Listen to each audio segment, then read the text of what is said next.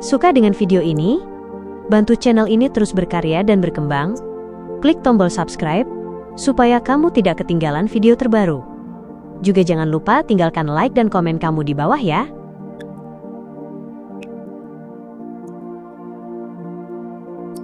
Saat kembali dari Katedral Saint Samuel ke Jalan Boklun nomor 160, klien melihat kepala pelayannya yang mengenakan sarung tangan putih, Walter, berjalan menghampirinya.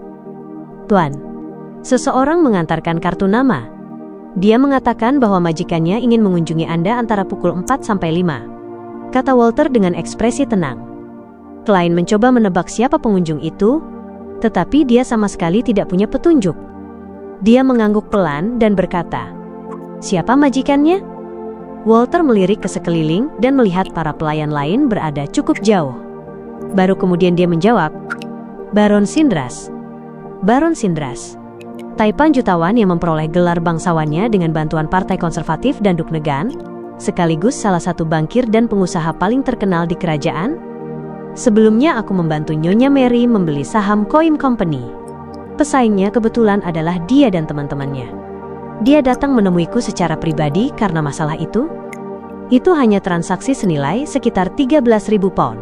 Seharusnya tidak sampai membuatnya bertindak sejauh ini. Saat pikiran klien berputar cepat, dia berjalan menuju tangga yang menuju lantai 2. Walter berjalan setengah langkah di belakangnya sambil berkata, "Tuan, jika Anda tidak ingin menemui Baron Sindras, saya akan memberitahu dia bahwa Anda tertahan di Katedral Saint Samuel, mendengarkan khotbah uskup, dan mungkin akan kembali sangat larut."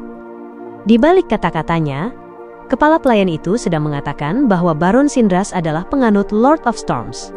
Mustahil bagi dia untuk langsung pergi ke Katedral Saint Samuel untuk mencari klien. Klien berpikir sejenak lalu tersenyum sambil berkata pelan, "Ini adalah seorang bangsawan yang memiliki pengaruh besar di industri perbankan. Aku pasti akan bertemu dengannya lagi di masa depan, jadi aku harus menemuinya." Atur pertemuannya di ruang tamu kecil di lantai 2, yang paling banyak mendapat sinar matahari. Menurut pengetahuan klien, Baron Sindras adalah pemegang saham terbesar ketiga di Backlund Bank dan pemegang saham terbesar Southfield People's Bank. Dalam industri perbankan kerajaan Loen, dia jelas termasuk salah satu dari sedikit orang dengan pengaruh terbesar. "Baik Tuan." Walter tidak berkata apa-apa lagi. Pukul 4:10, klien bertemu dengan pengunjung yang sering muncul di surat kabar itu di ruang tamu yang telah ditentukan. Satu-satunya hal yang berbeda dari perkiraannya adalah cuaca di Backlund berubah mendung setelah pukul 3. Langit menjadi gelap dan mulai gerimis. Tidak ada sinar matahari hangat dan terang yang masuk. Baron Sindras tampak persis seperti di surat kabar. Rambut hitamnya bercampur beberapa helai putih dan disisir rapi ke belakang, memperlihatkan dahinya yang lebar dan garis rambut yang mulai mundur. Wajahnya cukup bulat, tetapi tidak memiliki cukup daging untuk menopangnya. Tulang pipinya cukup tinggi dan kerutannya terlihat jelas. Tidak seperti kebanyakan orang Loen seusianya, Baron Sindras tidak memiliki rambut wajah. Dia bercukur bersih, dan mata biru mudanya nyaris tak berwarna. Di sampingnya berdiri seorang valet dan pengawal. Mereka termasuk tipe orang yang tidak menarik perhatian. Ciri terbesar valet itu adalah rambutnya yang tipis, sementara pengawalnya berambut pendek jika tidak menghitung janggut lebat yang turun dari telinganya. "Selamat sore Tuan Sindras. Merupakan kehormatan bagi saya menerima Anda sebagai tamu." Klien meletakkan tangan di dada sambil membungkuk. Biasanya, seorang tuan rumah akan sedikit membungkukkan tubuh dan mengulurkan tangan kanan untuk berjabat tangan saat menyambut tamu, tetapi saat ini dia berada di hadapan seorang bangsawan, sehingga dia harus lebih sopan. Baron Sindras mengangguk pelan sambil membalas senyumannya. "Anda terlalu sopan. Seharusnya aku sudah lama mengunjungimu." Dwayne Dantes, seorang pria berpengalaman yang mengetahui banyak hal tentang benua selatan. Setelah bertukar basa-basi, keduanya duduk, sementara valet dan pengawalnya berdiri di samping. Klien baru saja hendak berbicara ketika Baron Sindras berkata dengan nada ramah, "Dantes, aku benar-benar terkesan dengan orang sepertimu. Tidak semua orang bisa memperoleh kekayaan dari kekacauan di benua selatan. Itu membutuhkan keberanian besar dan tekad menghadapi kesulitan, serta penilaian yang luar biasa. Dulu, Ketika aku menghadapi kebangkrutan, aku pernah berpikir untuk memulai hidup baru di benua selatan, tetapi sayangnya, aku bukan orang yang berani. Meskipun Baron Sindras kemudian menjadi bangsawan, dia sebenarnya bukan rakyat biasa dalam arti sebenarnya. Kakek buyut dan kakeknya memperoleh keuntungan dari perkembangan koloni, menghasilkan banyak uang dari perdagangan laut.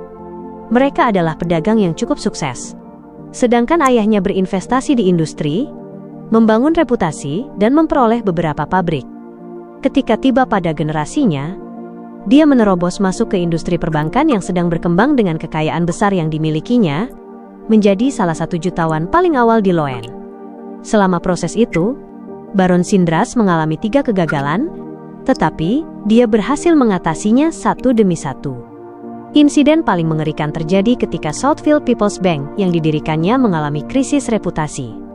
Penarikan besar-besaran terjadi dan hampir membuatnya bangkrut. Dia terus membicarakan pengalamanku di benua selatan. Apa dia sedang memberi isyarat bahwa dia sudah menemukan masalah dengan latar belakangku dan menggunakan itu sebagai peringatan? Dia mungkin tidak pernah menyangka kalau pengalaman di benua selatan yang terus dia ulang itu sepenuhnya palsu. Klein mencibir dalam hati, tetapi dia tetap menjawab dengan ekspresi normal. Itu bukan keberanian, melainkan kecerobohan. Kebanyakan orang yang pergi ke benua selatan memang memiliki jiwa petualang, tetapi hanya itu yang mereka miliki. Tanpa menunggu Baron Sindras melanjutkan, dia tersenyum dan berkata, "Beberapa waktu lalu, aku hampir mempekerjakan Tuan Rebaj sebagai kepala pelayanku. Dia mengatakan bahwa Anda adalah majikan yang luar biasa." Baron Sindras mendengarkan dalam diam sebelum menghela napas.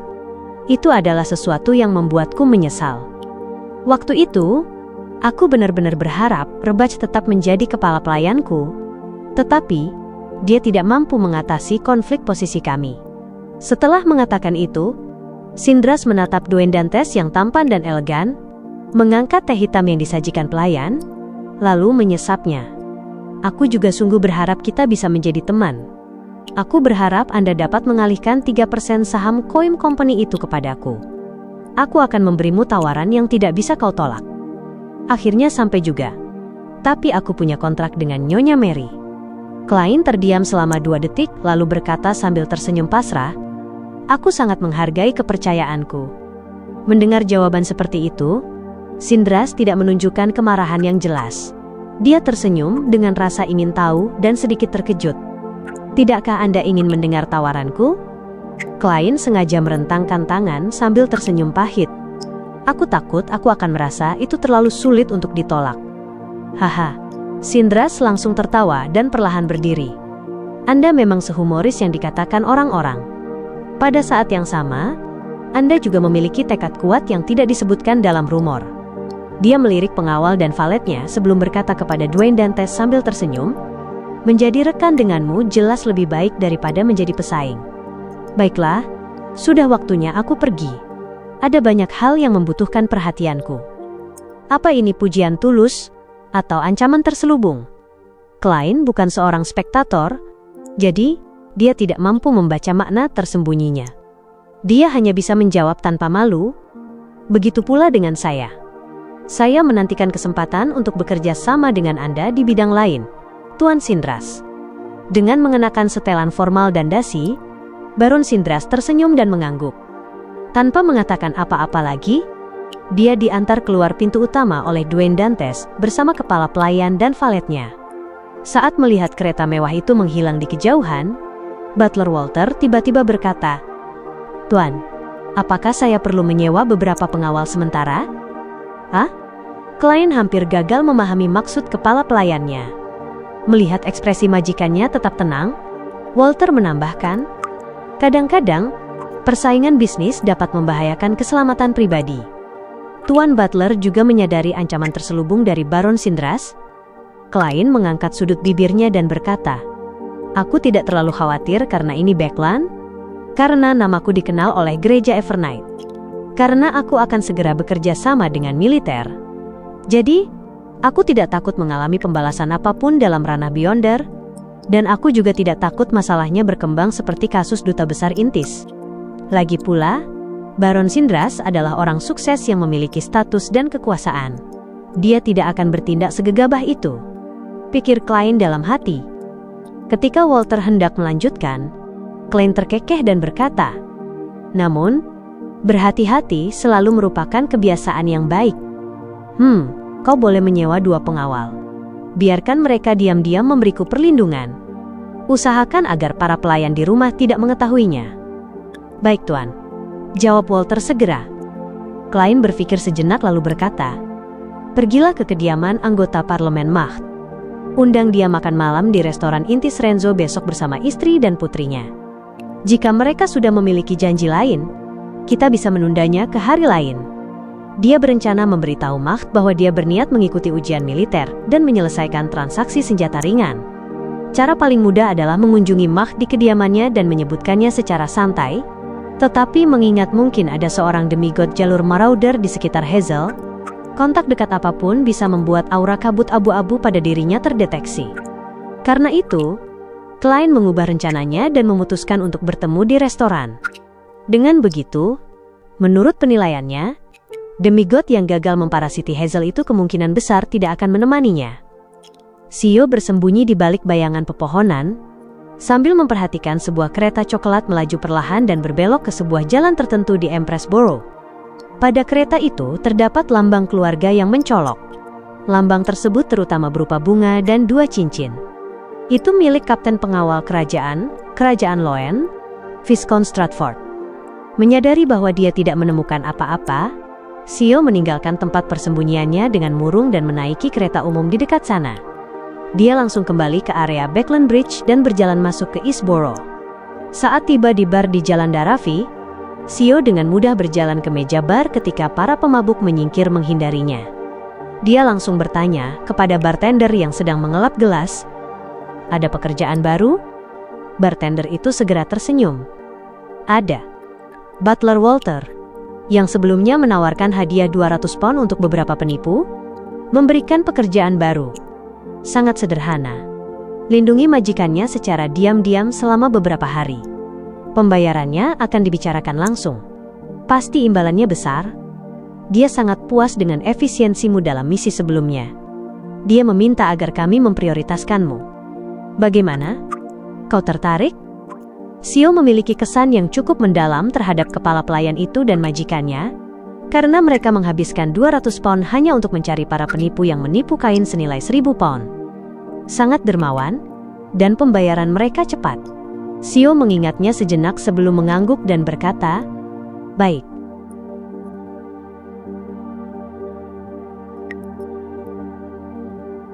Di sebuah apartemen di Sherwood Borough. Baru saja Sio masuk, dia mencium aroma makanan goreng. Dia tak bisa menahan diri untuk menggerakkan hidungnya sebelum melihat ke arah dapur. "Force? Memangnya ada orang lain?" Force menjulurkan kepalanya keluar dari dapur dan bertanya sambil tersenyum. Sio meletakkan dokumen di tangannya, setengah terkejut dan setengah menggerutu. "Kau masih ingat sudah berapa lama sejak terakhir kali kau masuk dapur?"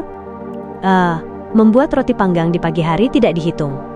Force kembali ke dapur, hanya menyisakan suaranya. "Aku memilih makanan dari luar karena rasanya lebih enak. Dan sekarang, jalanan di sekitar sini tidak punya ayam goreng yang enak. Aku tiba-tiba mengidamkannya. Kalau soal masakan Intis, aku paling menyukainya." Sio berjalan ke dapur dan bersandar di bingkai pintu sambil memperhatikan Force yang sibuk menyiapkan makan malam. Setelah berpikir sejenak, dia berkata, "Aku menerima pekerjaan. 100 pound sehari. Berlangsung antara 3-5 hari. Tapi aku butuh bantuan tambahan. Bukankah sebelumnya kau sedang kekurangan uang? Kenapa kita tidak melakukannya bersama?" Sebenarnya, kondisi keuanganku sudah membaik. Namun, misi yang membayar 50 pound sehari juga lumayan. Aku harus menabung sebanyak mungkin.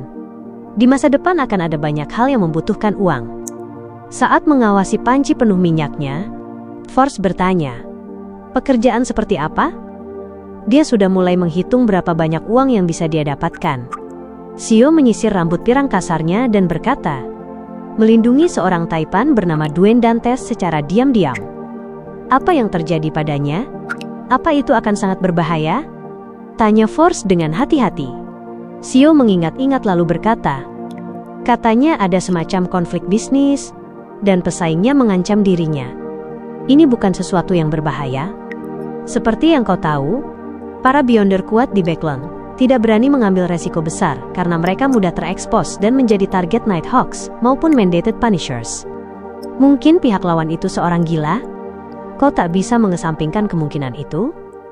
Saat membalas, Force secara alami teringat pada German Sparrow dari klub Tarot. Pria itu adalah orang gila yang berani membuat kekacauan besar di Backland. Dia berhenti sejenak lalu mengangkat potongan-potongan ayam goreng. Karena kau sudah menerima misinya dan aku juga tidak punya urusan belakangan ini, mari kita lakukan bersama. Ini juga bagus. Kita akan melindunginya secara rahasia, jadi tak seorang pun akan tahu kalau aku seorang pengawal. Kalau tidak, aku tak akan punya cara untuk ikut dalam salon sastra itu. Haha, sebenarnya aku bisa bilang pada mereka kalau aku sedang mencari pengalaman hidup dan mengumpulkan bahan. Novelku berikutnya akan tentang seorang pengawal wanita dan majikan prianya. Sio sudah terbiasa dengan kebiasaan Force yang pikirannya suka melantur. Dia mengerutkan hidung dan berkata, mari pergi setelah makan malam. Jalan Boklun nomor 160. Klien telah menyiapkan ritual di kamar mandi kamar utama dan menuju ke atas kabut kelabu. Dia berencana menangani beberapa urusan kecil sebelum para pengawal yang dipekerjakan Butler Walter tiba, karena beberapa hari ke depan tidak akan nyaman baginya untuk melakukannya. Dan di antara semua urusan kecil itu, hal terpenting adalah memastikan kondisi Creeping Hunger. Duduk di belakang kursi milik The Fool, klien membuat sarung tangan kulit manusia itu terbang keluar dari tumpukan barang rongsokan. Setelah serangkaian ramalan, dia menyadari bahwa Creeping Hunger kali ini cukup keras kepala. Tak satu pun efek samping negatifnya berubah. Ini akibat korupsi Tuan A? Jadi benda itu benar-benar tidak mau berhenti memuji truk kreator? Sudut mulut klien berkedut saat dia serius mempertimbangkan solusi untuk masalah ini. Mencari cara lain untuk mengancamnya? Tidak. Bagaimana bisa itu disebut ancaman? Dengan premis bersikap proaktif, aku hanya akan melakukan komunikasi yang bersahabat dengannya. Klien mengetuk sudut meja panjang berbintik-bintik itu dan bergumam dalam hati, aku memang akan menulis surat kepada Tuan Azik nanti. Aku juga bisa sekalian menyebutkan kalau segel Creeping Hunger sudah tidak efektif lagi. Aku juga bisa membawa beberapa jamur bersamaku. Tidak, itu tidak akan berhasil. Memang itu akan menghentikan Creeping Hunger memuji truk kreator, tapi juga membuatnya tak bisa dipakai. Aku akan meminta beberapa jamur mutasi asli dari Frank untuk melihat apakah ada efek lain. Setelah menentukan arah pikirannya, klien melempar peluit tembaga Azik dan harmonika petualang melewati pintu pengorbanan dan penganugerahan sebelum kembali ke dunia nyata. Dia membereskan barang-barang ritual dan menghapus semua jejak ritual. Setelah keluar dari kamar mandi, klien berjalan menuju meja kerjanya sambil mengeluarkan pena tinta dan kertas, memikirkan apa yang harus dia tulis. Yang terhormat Tuan Azik, sudah lama sejak aku menulis surat kepada Anda. Aku penasaran bagaimana keadaan Anda akhir-akhir ini. Karena keadaan tak terduga tertentu, segel Anda pada Creeping Hunger sudah tidak efektif lagi. Bisakah Anda memberiku metode yang sesuai? Aku ingin menyegel kembali benda itu. Apakah Anda pernah mendengar makhluk bernama Spirit World Plunderers? Mereka berada pada level apa? Dan karakteristik seperti apa yang mereka miliki? Di mana mereka biasanya aktif? Aku mungkin akan pergi ke benua selatan dalam waktu dekat. Jika aku mendapatkan informasi baru tentang Death, aku akan segera menulis kepada Anda. Setelah meletakkan pena tinta dan membaca ulang surat itu 2 kali, klien melipatnya lalu meniup peluit tembaga. Dalam keheningan, tulang-tulang putih menyembur keluar dari lantai, memancar seperti air mancur ke udara dan membentuk kerangka raksasa setinggi hampir 4 meter. Kerangka itu menundukkan kepalanya untuk melihat Dwayne Dantes sebelum membungkukkan punggungnya, menekuk lengan kanan, dan membuka telapak tangannya. Utusan ini jadi semakin sopan. Klien mengangguk puas sambil menyerahkan surat itu. Utusan kerangka itu tidak tinggal lama. Ia segera hancur berkeping-keping, jatuh seperti air terjun sebelum cepat menghilang. Klien menghela napas lega dalam diam, menarik kembali pandangannya, lalu melanjutkan menulis surat kepada Frank. Jamur kering yang kau berikan cukup bagus. Apa kau masih punya lagi? Menurutmu apakah ide yang sebelumnya aku sebutkan layak dilakukan? Jika kau menemui kesulitan selama proses penelitian, kau bisa menulis kepadaku. Setelah melipat surat itu, Klein meniup harmonika petualang. Dia melihat nona utusan Reine Tiniker muncul di sisinya. Dia masih tanpa kepala, mengenakan gaun hitam rumit sambil memegang 4 kepala cantik bermata merah dan berambut pirang. Bisakah kau melacak Frankly? Tanya Klein dengan cukup percaya diri. Lagi pula, nona utusan berbeda dari para utusan biasa. Dia adalah makhluk dunia roh setingkat demigod. Dalam keadaan normal, seorang utusan hanya bisa menemukan kontraktornya atau orang yang memegang ritual pemanggilan. Untuk yang terakhir, ada batasannya. Jika ritual itu terlalu jauh, sang utusan tidak akan bisa menemukan mereka. Keempat kepala Reine Tiniker serempak menoleh dan memandang Klein. Bisa melacak pria yang ingin menanam segalanya. Benar. Apa yang dilakukan Frank sampai meninggalkan kesan sedalam itu pada nona utusan? Waktu dulu aku membalas suratnya, dia bahkan bilang semoga Frank belum mati. Klein mengangguk serius. Benar. Keempat kepala Reine Tiniker berbicara bergantian. Bisa dilacak. Aku memberi tanda padanya. Hah? Klein tercengang sampai hampir lupa tujuan awalnya. Frank yang malang? Tidak. Frank yang agung dan perkasa. Dia benar-benar membuat nona utusan secara khusus menandainya. Semoga Dewi melindunginya. Klein mengembuskan napas diam-diam dan menyerahkan surat itu kepada Reine Tiniker. Tolong berikan ini kepada Frank. Dia akan membayarmu dengan koin emas. Salah satu kepala di tangan Reine Tiniker membuka mulutnya dan menggigit surat itu. Setelah itu, dia langsung memasuki dunia roh dan tak bisa dirasakan lagi. Setelah menyelesaikan semua urusan itu, Klein membawa peluit tembaga dan harmonika bersamanya sebelum turun untuk makan malam. Di tengah jalan, Walter masuk dan berbisik di telinga Dwayne Dantes, "Para pengawal telah tiba. Itu Nona Sio dan temannya yang sebelumnya. Saya akan mengatur agar mereka diam-diam memberikan perlindungan kepada Anda." Nona Sio dan temannya? Jangan-jangan itu Nona Magician. Klein sesaat kehilangan kata-kata dan hanya bisa mengangguk pelan, menerima informasi baru itu. Spiritualitasnya sebenarnya tidak merasakan ada seseorang yang menyusup ke rumahnya. Namun, itu sangat normal karena belum waktunya kebanyakan orang tidur malam. Saat waktu itu tiba, segala bentuk keanehan akan menjadi jauh lebih jelas. Karena itu, kecuali Klein secara khusus menggunakan spiritualitasnya untuk meninggalkan tanda tak terdeteksi di titik-titik penting, atau jika penyusup memiliki niat jahat yang kuat terhadap dirinya, akan sulit bagi dia untuk menyadarinya. Di sebuah kamar tidur di lantai 3, Sio dan Force masing-masing menjaga satu jendela. Melalui kaca, mereka memandang ke arah taman. Ini rumah impianku. Kalau aku punya cukup uang, aku akan membeli rumah seperti ini di daerah yang pemandangannya indah. Tidak, aku tetap akan memilih Backlund. Makanan lezat di sini lebih banyak, dan semuanya lebih nyaman, kata Force dengan tulus. Setelah berkata demikian, ia menghela napas dalam hati. Sayangnya, aku memiliki kutukan bulan purnama. Aku hanya bisa terus meningkatkan diriku. Kalau tidak, aku pasti sudah mempertahankan rumah itu, alih-alih menjualnya demi uang tunai. Sio mengikuti arah pandangan temannya dan melihat keluar sambil berbisik. Dulu aku tinggal di rumah seperti ini saat masih kecil. Force melirik Sio diam-diam. Karena ia tak tahu harus berkata apa, dia mengganti topik. Bagaimana kita akan melindunginya? Sio menarik kembali pandangannya.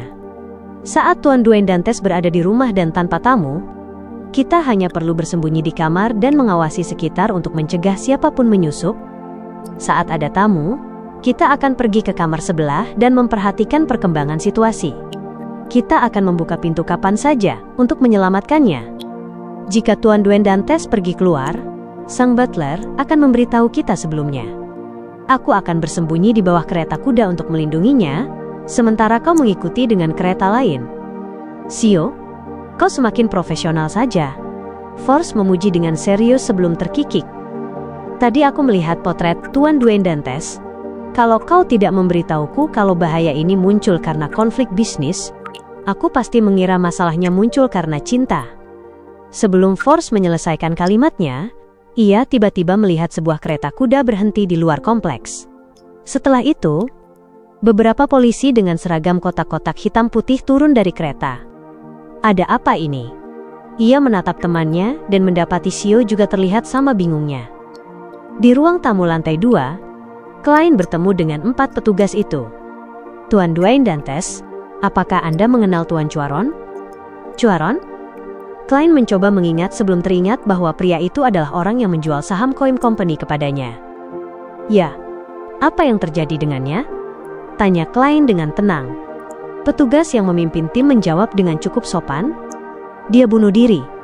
Selain itu, dia meninggalkan surat wasiat yang menuduh Anda memaksanya menjual saham dan menyiksanya menggunakan berbagai cara licik, menyebabkan dirinya menderita depresi berat. Dan keluarganya telah memberikan bukti terkait isi surat wasiat tersebut.